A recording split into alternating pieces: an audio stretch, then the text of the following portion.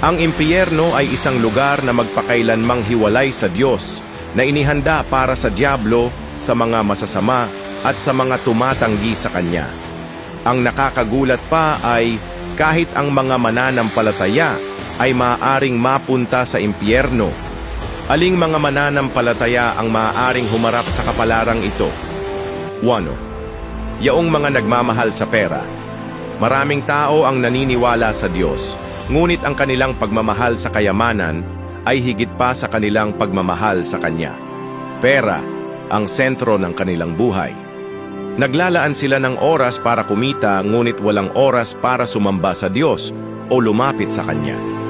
Sabi ni Jesus, sino may hindi makapaglilingkod sa dalawang Panginoon? Mateo 5:24. Ang pagkakaroon ng kayamanan ay hindi masama. Ngunit kung ang pagmamahal sa pera ay naglalayo sa iyo sa Diyos, maaari itong magdala sa iyo sa impyerno. 2. Yaong mga nagnanasa sa materyal na kasiyahan.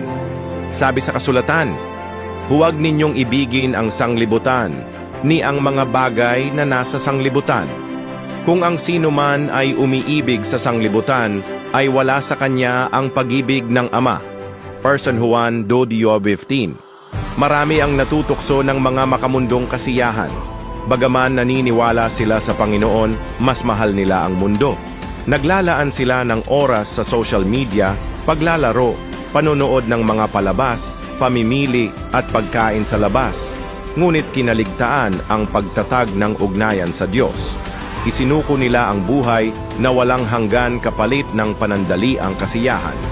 Kung hindi sila magbabalik loob, mahuhulog sila sa impyerno. 3. Ang mga sala sa init o sala sa lamig.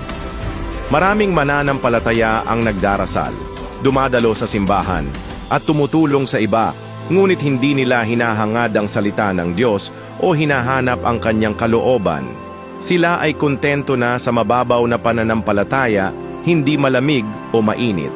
Sa huli, sila ay itatakwil ng Panginoon, gaya ng Kanyang sinabi, kaya sapagkat ikaw ay malahininga at hindi mainit o malamig man, ay isusuka kita sa aking bibig. Pahayag 3:16.